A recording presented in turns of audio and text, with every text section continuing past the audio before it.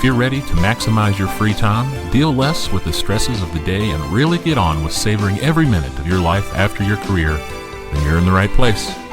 Great ideas, tips, and inspiration to help make your life after all that work stuff richer, fuller, and more of what you want.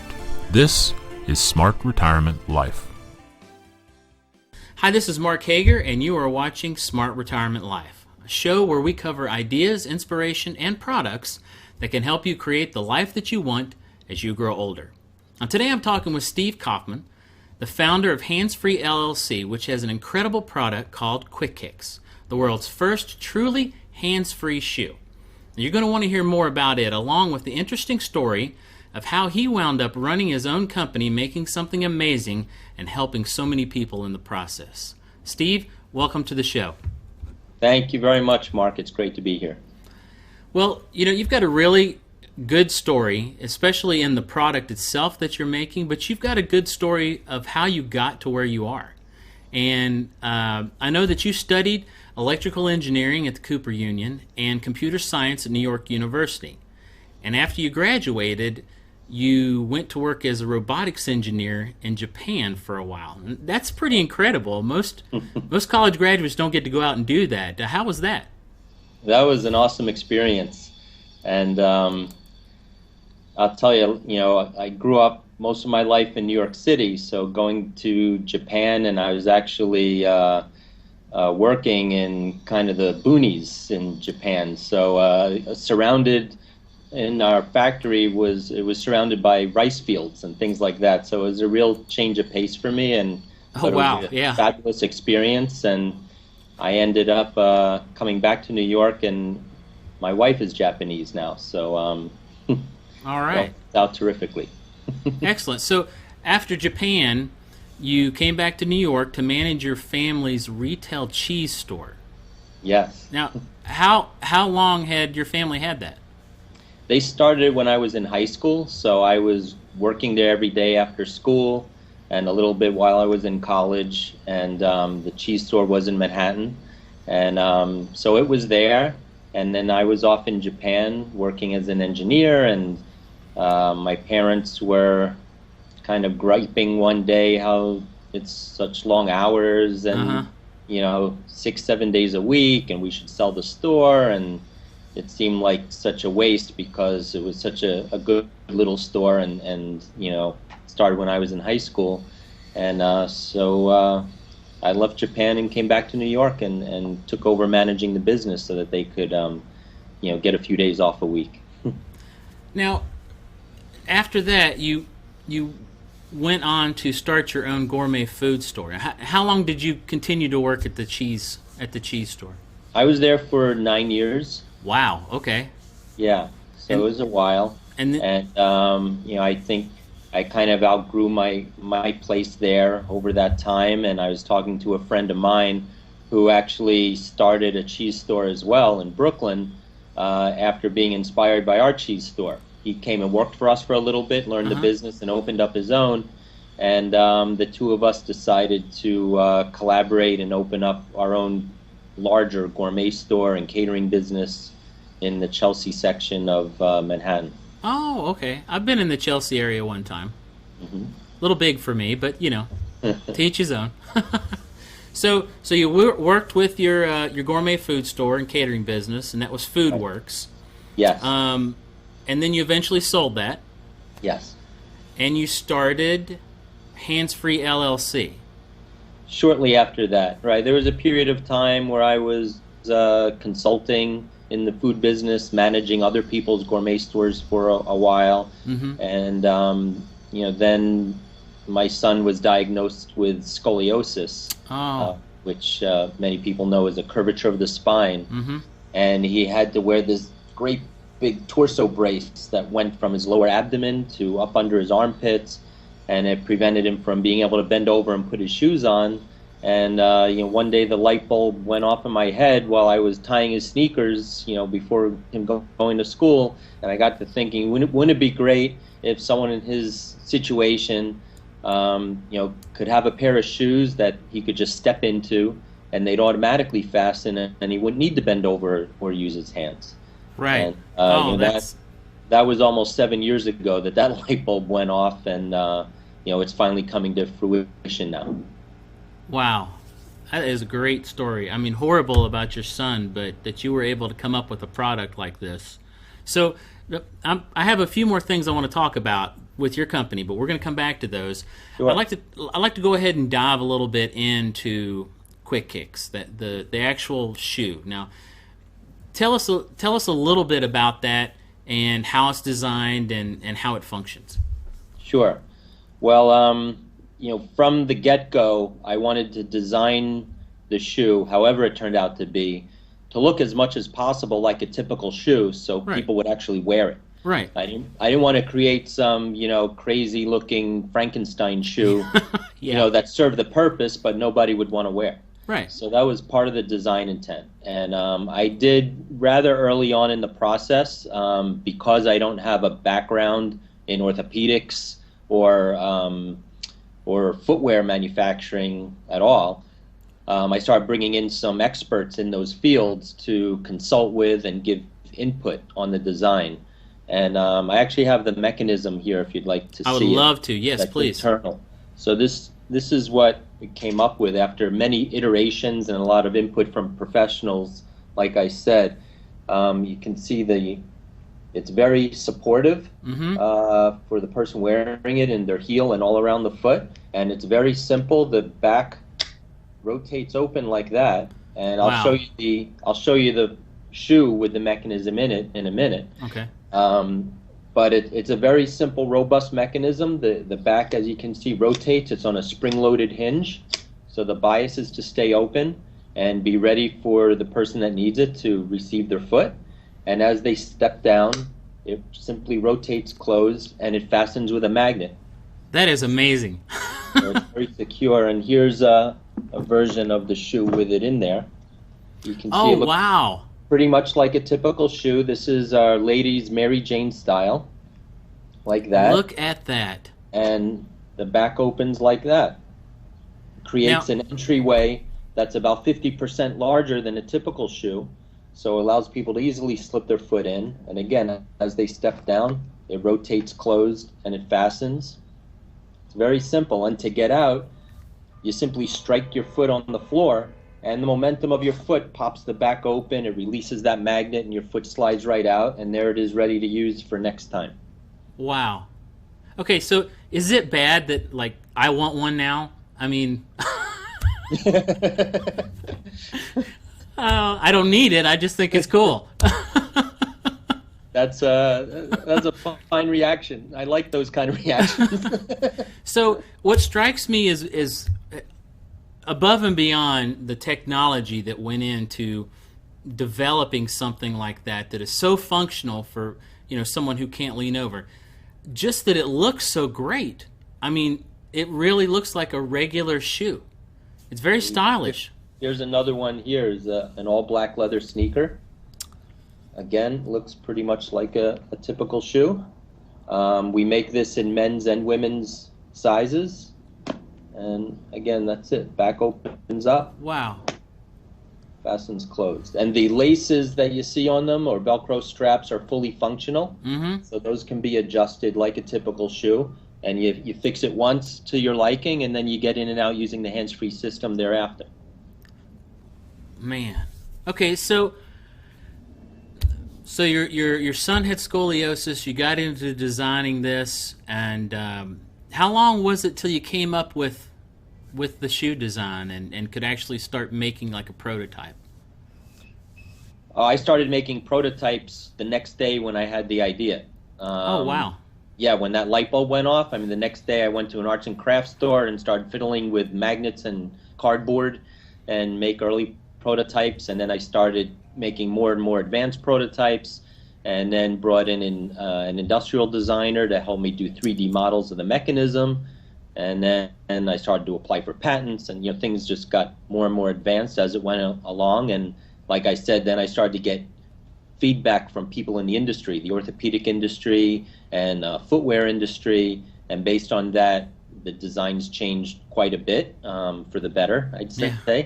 And but continued to make improvements for years, literally for years.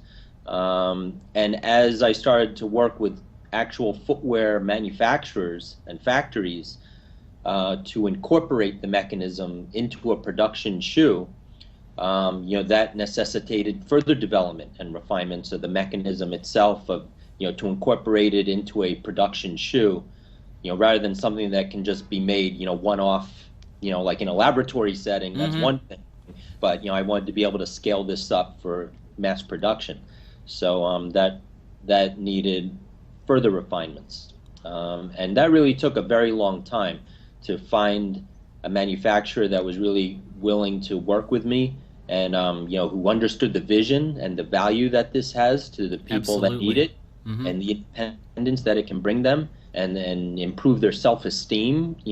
Something, instead of having someone else having to put their shoes on for them, to be able to do it by themselves. So it took me a while to find that right manufacturer, and I've been working with this present manufacturer for about 2.5 years, perfecting our production process and things like that. Yeah. Wow, that is great. So now, obviously, this is the perfect product for someone who has a very specific need. We at AgeInPlace.com, obviously, we're focused on, mainly people who, as they get older and their needs change physically, they could utilize something like this. But tell us about some other people that this product could help. Sure. Well, besides the elderly, there's a lot of people with serious physical or even cognitive challenges that make it difficult or impossible for them to put their own shoes on.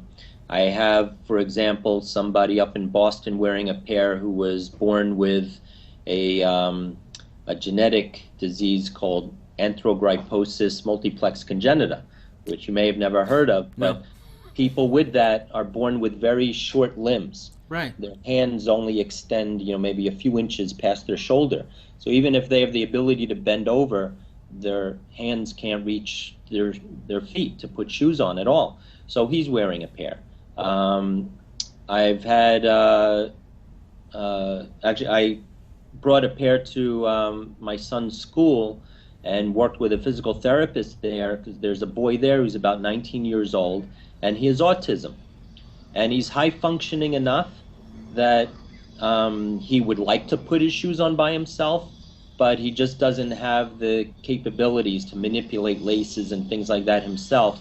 And within 20 minutes working with a physical therapist, we had this young boy putting on a pair of Quikiks and taking them off independently for the first time in his life, and he's 19 years old. Wow, that is remarkable. Okay, so we've heard about the product a little bit and some about your company. What's on the horizon for you guys? What's coming up next that you're really excited about? Well, the big news that's going to happen in the next couple of weeks, actually, is we're just doing our first production run right now. Oh, really? Yeah, we're very new to the market, and so when that comes in a couple weeks, we're already going to be in a major orthopedic shoe retailer here in New York City called Ennislow. It's Ennislow Orthopedic Shoes, and they're a premier orthopedic retailer, and we're super excited to be in there. That is fantastic. Now, in terms of the obviously the benefit that your customers are gonna get out of using your product, the difference it's going to make in their lives. Do you have an eye on other ways that Hands-Free LLC is going to be giving back to your local community? Oh yeah, absolutely.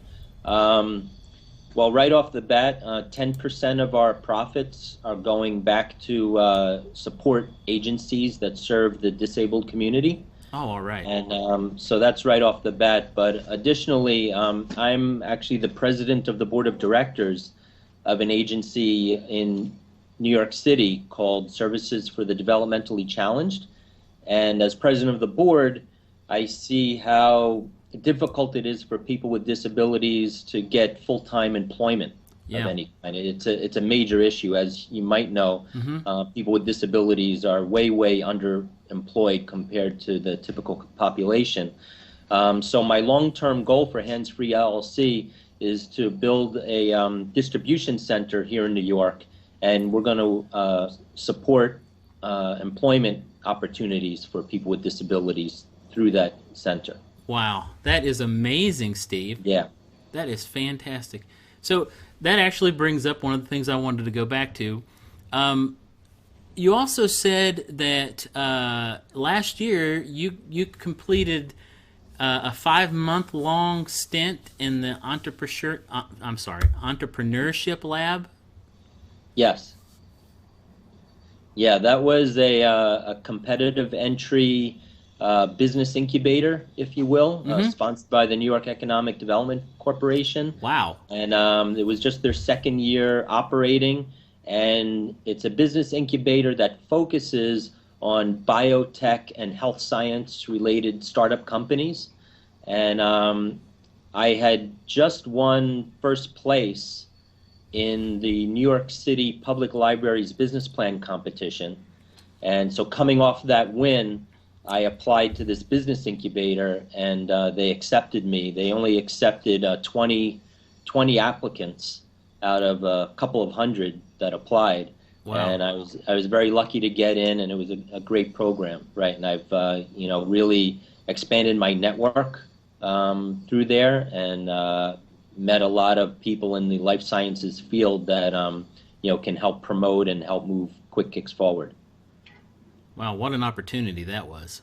Yeah. Fantastic.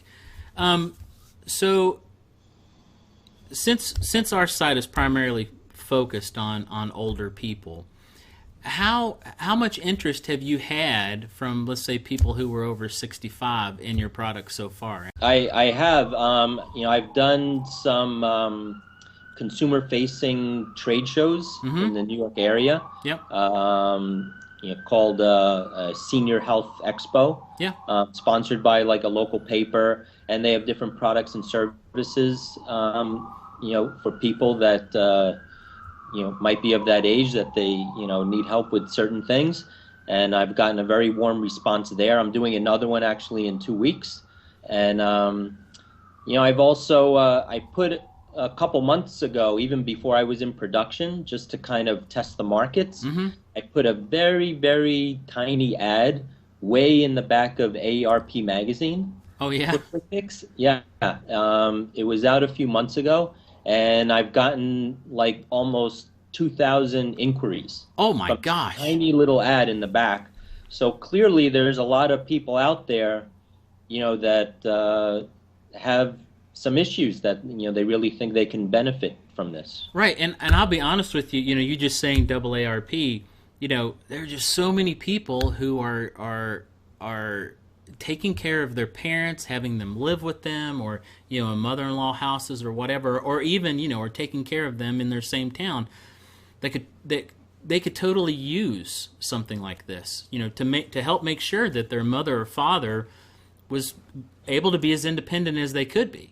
I just think that is a great fit. And not only that, you have to keep in mind too, there's actually a big safety reason for having Quikiks too, because a lot of people who maybe can't independently put on proper supportive footwear, they end up shuffling around their house in bedroom slippers or walking around in Crocs or flip-flops all the time because they can't get into proper footwear on their own. Yeah. And it's a real safety hazard. They're a huge cause for slip and fall accidents, and they fall and they break their hip, and then unfortunately there's this downward spiral that happens for people after that. They never fully recover their mobility, and all kinds of bad things happen. So beyond that, we think that we address this safety concern too, to be able to have the ability to put on supportive proper footwear is really important. And not to overlook the point too